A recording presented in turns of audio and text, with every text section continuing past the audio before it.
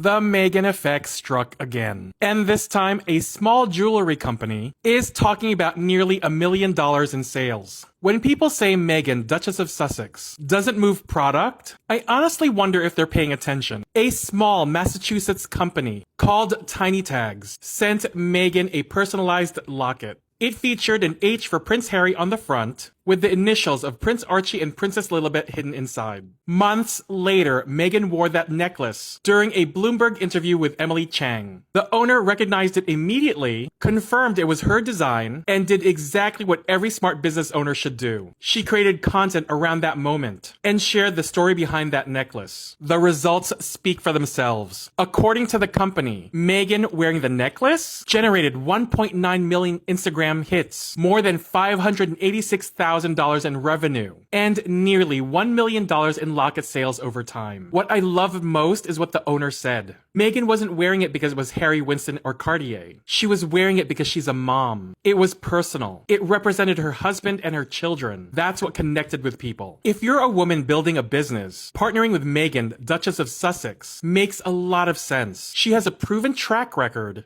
putting small brands in front of millions of people. Time and again, those brands see the payoff. That's the kind of exposure most founders dream about. That's exactly why people keep talking about the Meghan Effect. It isn't hype. It's measurable. It's quantitative and qualitative. Real businesses are seeing real results. Which celebrity do you think has the biggest impact on brands today? Meghan, Duchess of Sussex, or someone else? And that's the read. If you like your tea hot, share it, save your seat, and follow for more. This is the Notorious JTB, Notoriously Opinionated, signing out. Australian fashion brand Oroton went from near collapse to global comeback thanks to Meghan Markle and a sensational marketing strategy that helped it get culturally relevant again. By early 2010s, Oroton was struggling. Sales were declining, stores were closing, and the business was reporting major losses. The brand had expanded its store offering and had moved away from its core product offering, which is what made the brand work in the first place. It was no longer clearly defined in market, and demand dropped as a result. And by 2014, Oroton reported a $14 million annual loss. Founded in 1938, Oroton built its brand on glow mesh bags. As part of its turnaround and the comeback, the business restructured, closed some of its underperforming stores, and refocused back on core product design and brand positioning. In 2018, Meghan Markle was then spotted carrying an Oroton bag during the royal tour of Australia. The product sold out and keeps selling out. Like if you go on the website, it keeps selling out. And global attention was brought back to the brand. Following its restructuring and new demand, Oroton returned to growth and profitability, making it one of the most notable comebacks in Australian fashion. Have you bought from Oroton since the comeback? Drop a comment below.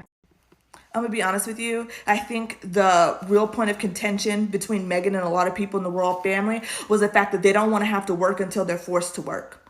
Because there's no reason for William, who is the current Prince of Wales, at his big ass age, to say that he's just now taking classes to learn Welsh. You knew good and well that that was going to be your birthright. You knew good and well that the time was going to come where you were going to be the Prince of Wales. And you thought at the age of damn near 41 years old was the time for you to really start learning it because the Queen just died. Even your daddy knew to learn the damn language. That's disrespectful as hell to be someone who is representing that place and you didn't even have the good sense or the common courtesy to learn their language, to be able to speak with the people. All that education you got, all that running around on yachts and cheating on your wife, and leaking stuff to the press, and you didn't think that maybe you should whip out that Rosetta Stone to figure it out? Come on now, William. What does Kate do? She was taking maternity leave and doing all types of stuff. She did 90 engagements last year. 90. There are 365 days in a year. While she was running around buying jewelry and new outfits and those ugly ass coat dresses she's been wearing for a decade to cosplay Sherlock Holmes, what has Kate been doing? The so-called mental health initiative her and William and Harry had, what was implemented? What was done besides them doing research and standing on a stage and talking about it and waving at people and taking pictures of people at a psychiatry office? What did they do?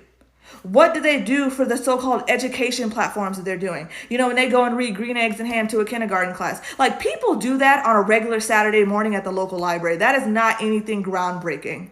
But they demonize Meghan for sending emails. Oh my God. They demonize her for carrying around a binder. But I can, off the top of my head, think about things that she has actually done. That workwear line, the stuff that she did with British Vogue, the volunteering she did when she made that cookbook, doing engagements with the Queen like 2 weeks after getting married. Her public speaking is impeccable. She was a former UN ambassador. This woman thought that she had a role and a privilege within that family to do a lot of good and to do a lot of work. And I think she found out that that family is nothing but a bunch of glorified ribbon cutters. They want to go from estate to estate and wave and take pictures in their fancy tiaras and look down on the people of the Commonwealth. There's a reason why people connected with Diana. There's a reason that people connected with Harry and Meghan, because they don't carry themselves with that grandiose BS and making people feel like they're beneath them. They want to do the work. It wasn't about the protocols. It was the fact that Meghan would have forced them to actually have to do work, and they don't want to do that. And so she was like, fine, I don't have to be here. Look, let's be entirely real for a second. The biggest threat Meghan Sussex ever posed to the royal family wasn't her background, it was her Google Calendar. Before she showed up, the royal standard for a busy work week was essentially cutting a ribbon on a local community centre, waving from a balcony, and then taking a 3-month vacation to a castle in Scotland. It's a sweet gig if you can get it. William and Kate had that routine down to a science. They were out here treating royal duties like a casual summer internship. Then Meghan walks in. She's got that actual real-world corporate grind work ethic. She's sending out pitches, setting 5 a.m. alarms, organising massive charity cookbooks, and mapping out long-term projects while she's pregnant.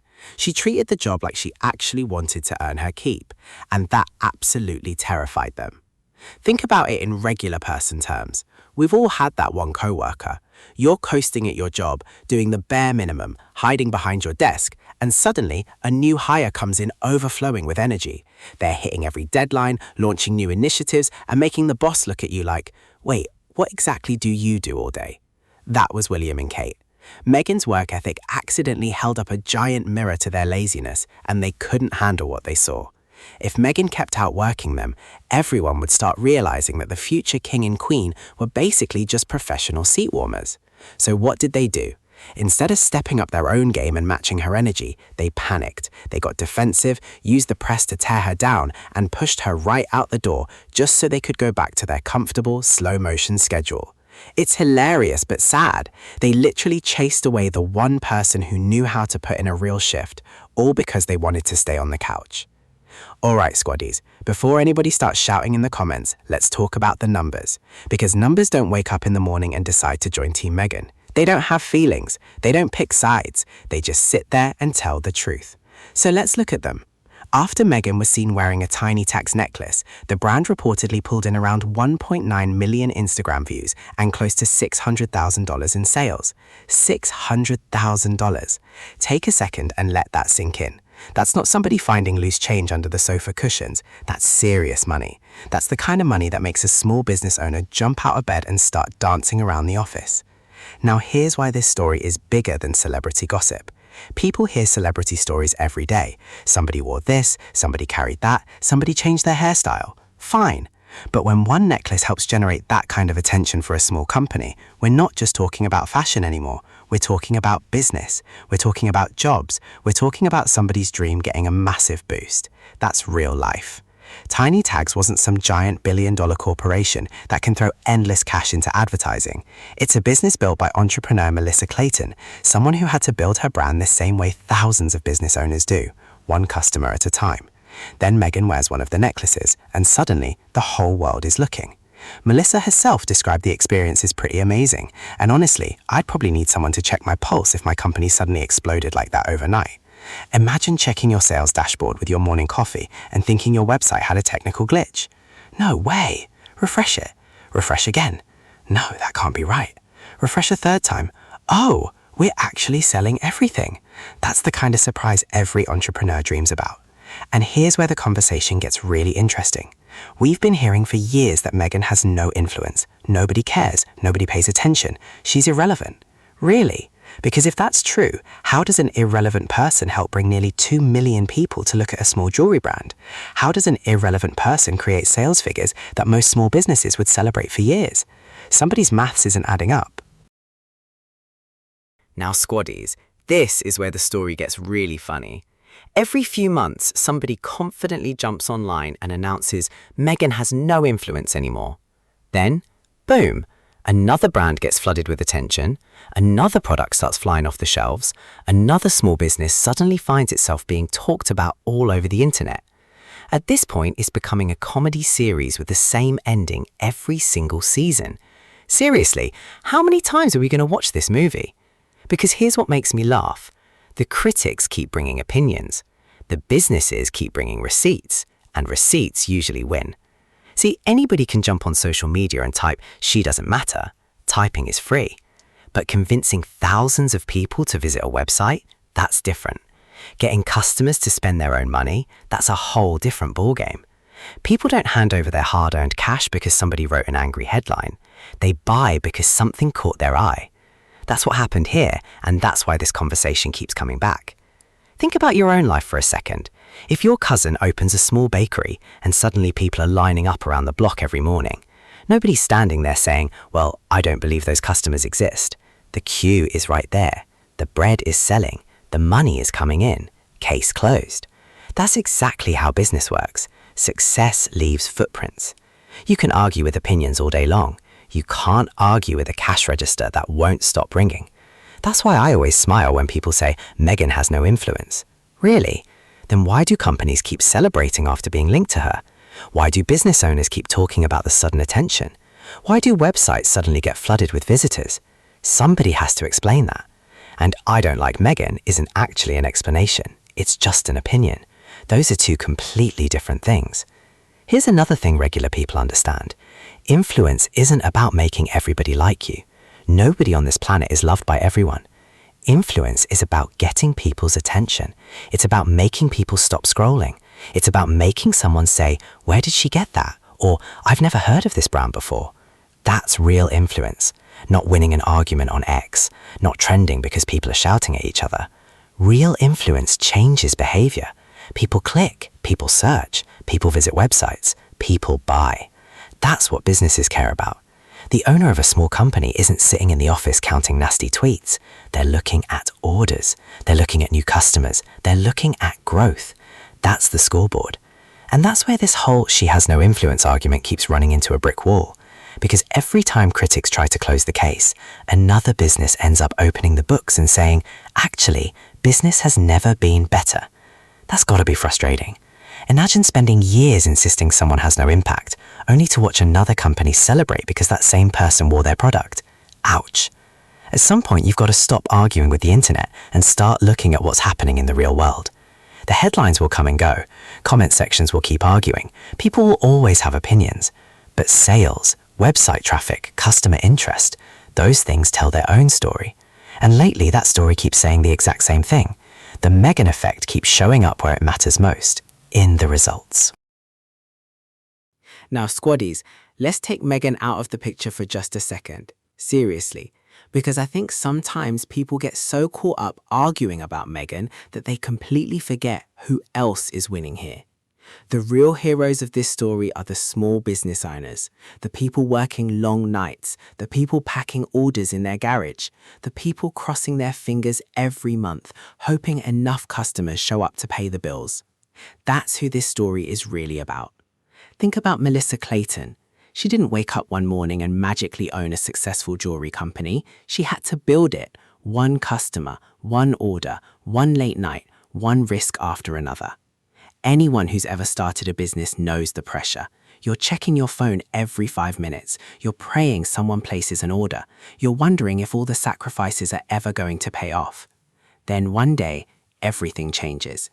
Imagine opening your laptop with your morning coffee and discovering thousands of new people have found your brand overnight. Your website is buzzing, orders are pouring in, your phone won't stop vibrating. At that point, you're not thinking about royal drama. You're thinking, "We need more boxes, we need more staff, we need to restock. Can somebody answer these emails?" That's a good problem to have, and that's what makes this story so refreshing. It's not just about one necklace, it's about opportunity. Every extra sale means something. Maybe it means hiring another employee. Maybe it means giving existing workers more hours. Maybe it means finally buying better equipment instead of making do with old machines that should have retired years ago. Maybe it means expanding into another country. Maybe it means keeping the lights on during difficult months. People hear $600,000 in sales and only see the headline. I see families. I see somebody paying school fees. I see rent getting paid. I see workers earning a salary. I see a founder finally taking a deep breath after years of wondering if the business would survive. That's the part that gets lost. Behind every order is a person. Behind every company is a family. Behind every success story are people who've spent years betting on themselves when nobody else would. That's why stories like this matter. Because when a small business grows, it doesn't just help the owner. The ripple effect reaches everybody around them. Suppliers get more work, delivery drivers get more jobs, employees get more hours, communities benefit. That's how business works. And here's what I love about Meghan's approach. She doesn't need to hold a giant press conference telling people to support every brand she wears. She simply wears something she likes. People notice, people become curious, people go looking. The business gets a chance to introduce itself to millions of potential customers. That's powerful. Can we all agree on one thing? Some of Meghan's biggest critics deserve a Christmas bonus from these businesses. I'm serious, because at this point they're doing free advertising. Think about how this cycle works. Meghan wears something, within minutes somebody writes an angry article, then another person makes a video, then social media starts arguing, then thousands of people who've never even heard of the brand suddenly stop scrolling and ask, hang on, what necklace is everybody talking about? Curiosity kicks in, people Google it, they visit the website, they read about the company, some of them end up buying. Mission failed. You were trying to stop people from paying attention, but you accidentally sent them straight to the checkout page. You honestly couldn't make this stuff up. And here's what really cracks me up. These same critics keep saying Meghan has no influence. No influence? Then why are they tracking everything she does like they've got notifications switched on? They know what she wore, they know what she carried, they know where she went, they know what brand she supported. At this point, they're following Meghan's wardrobe more closely than most people follow their favorite football team. Come on now, that's not ignoring somebody, that's studying for the final exam. Regular people know how this works. If there's a singer you don't like, you don't stream every new song. If there's a TV show you can't stand, you don't watch every episode just so you can complain. Most people simply move on with their lives. But somehow, Meghan has people who insist they're tired of hearing about her, while making absolutely sure nobody stops hearing about her. The irony is delicious. Every complaint creates another conversation. Every conversation creates more curiosity. Every curious person becomes another potential customer for the businesses connected to her. That's why the strategy keeps backfiring. The louder the outrage becomes, the brighter the spotlight gets, and the businesses are the ones cashing in. Now, don't get me wrong. People are free to like Meghan. People are free not to like Meghan. That's life. But feelings don't process online orders. Opinions don't pay employees. Arguments don't increase sales. Results do. That's the difference. At the end of the day, business owners aren't sitting in meetings counting negative headlines. They're looking at website traffic. They're looking at customer orders. They're watching inventory disappear. That's the language every entrepreneur understands, and that's why I keep saying success leaves receipts. You can argue with a headline, you can argue with a comment section, you can even argue with another YouTuber. It's a lot harder to argue with sales figures. It's a lot harder to explain away millions of views, surging website traffic, and businesses celebrating record attention. Thank you all for watching. Hope you enjoyed the podcast. I'm your host, Miles. Catch you all in the next video. Goodbye.